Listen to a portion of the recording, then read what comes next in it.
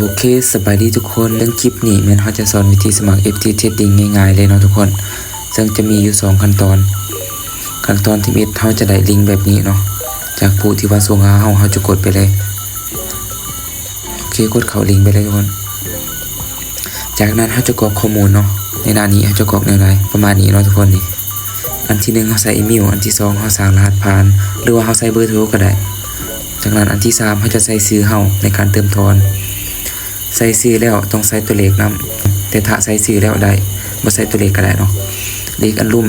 อันนี้รหัสใส่งานต้องมีเนาะทุกคนอันนี้เพื่อที่เขาจะเติมทอนในกลุ่มนั้นๆโอเคเดี๋ยวจะกรอกข้อมูลกันเลยอันนี้อีเมลเนาะอันที่2พาสเวิร์ดอันที่3ชื่อเขาเนาะจากนั้นก็สำเร็จทุกคนประมาณนี้ซื้อเขาต้องใส่ตัวเลขนำก็ได้จากนั้นก็กด Sync Up เลยต่อไปเลย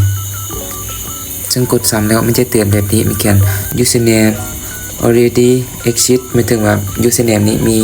ผู้ใส่แล้วหมายถึงแบบสมัครแล้วหน้านี้จากนั้นก็กด Login เลยกดอลูมนี่เนาะ Login โอเคกด Login แล้วจะอยู่ในหน้านี้จากนั้นกดใส่อีเมลกับรหัสผ่านหน้าองค์ยาเลยอลูมรหัสผ่านเขาจากนั้นก็กดล็อกอินเลยกดเข้าเลยโอเคสำเร็จเนาะทุกคนในการสมัครโอเคขั้นตอนต่อไปซึ่งวิธียืนยันส่ง FA ต่อเนาะทุกคนกด3 ขีดเลย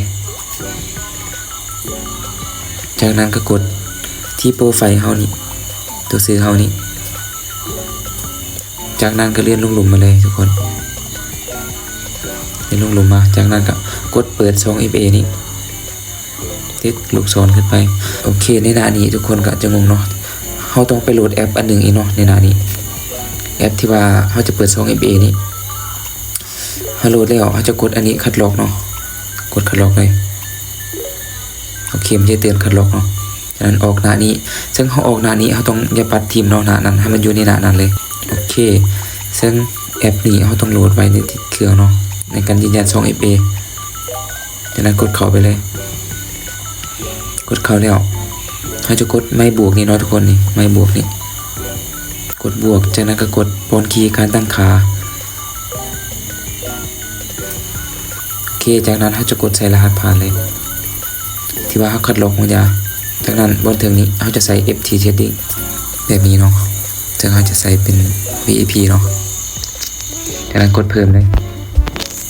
โอเคเดี๋ยวมันจะขึ้นนี่บอกทุกคนเห็นบอกมันจะนับถอยหลังทุก60 วินาทีมันจะเปลี่ยนเป็นรหัสใหม่ในหน้านี้จากนั้นก็กดอันกลางเลยจากนั้นให้มันอยู่ในหน้า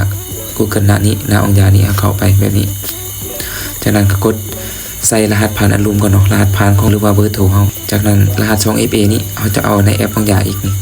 เข้าไปที่แอปต่อนี่ได้รหัสลูมนี่กดคัดลอกเลยกดคัดลอกแล้วเขาจะกดไปวางนี่เนาะในหน้า2 FA ต้องเฮ็ดให้ไวเนาะจากนั้นกด Embo เนาะสำเร็จโอเคจะประมาณนี้ทุกคนในการเปิด2 FA โอเคซึ่งผู้ใดบ่เข้าใจจุดใดก็สามารถทักถามได้และอีกผู้ใดที่สมัครแล้วแนะนำให้ทักเลยเนาะทักเพื่อเข้ากลุ่มในการเติมทอนเพื่อความสะดวก